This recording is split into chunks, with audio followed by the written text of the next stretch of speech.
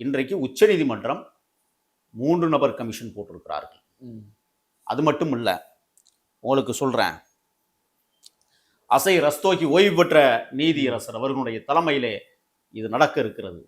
பின்னால் பெரிய பெரிய நீதியரசர்கள் கண்காணிக்க தொடங்குவார்கள் என்றெல்லாம் இன்றைக்கு செய்திகள் வந்து கொண்டிருக்கிற இந்த நேரத்தில் திராவிட முன்னேற்ற கழகத்தின் சார்பில் கபில் சிபல் அவர்கள் இந்த இதை எதிர்த்து ஏன் போராடணும்?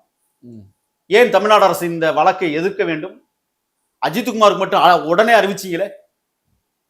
ஒரு நபருக்காக நான் கேட்கிறேன், ஒரே ஒரு அஜித்குமாருக்காக உடனடியாக சிபிஐ விசாரணை தொடுத்த இந்த தமிழ்நாடு முதலமைச்சர் 41 உயிர்களை பலி கொண்டதற்கு ஏன் சிபிஐக்கு உத்தரவிடவில்லை?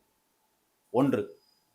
இரண்டாவது விஷயம் உங்கள்ட்ட நான் சொல்றேன். இதுல கபில் சிபல் வருகிறார், திராவிட முன்னேற்ற கழகத்தினுடைய நாடாளுமன்ற உறுப்பினர் மூத்த வழக்கறிஞர் வில்சன் வருகிறார், அட்டர்னி ஜெனரல் முகுல் ரோபதி அவர்களும் அசோக் முன்சிங் அவர்கள் 4 பேரும் போராடுறாங்க. சிபிஐ விசாரணை கூடாது. ஏன் கூடாது? அப்போ உங்க பித்தலாட்டம் வெளியில தெரிஞ்சு போகும்னு நீங்க மறைப்பதற்காக இவ்வளவு பெரிய ஜாம்பவான்களை கொண்டு போய் உச்சநீதிமன்றத்தில் வாதாட வைத்தாலும் என்ன நடந்தது?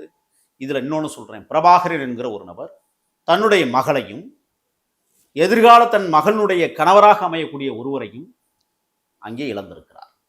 அவர் உச்சநீதிமன்றத்தில் போய் வழக்கு தொடுக்கிறார். அவர் கேட்டார், இளவு வீட்டில் பணத்தை போட்டுக்கிட்டு உயர்நீதிமன்றத்தில் வந்து கேஸ் போட்டுக்கிட்டு இருக்க முடியுமான்னு ஒரு கேள்வியை வச்சாங்க.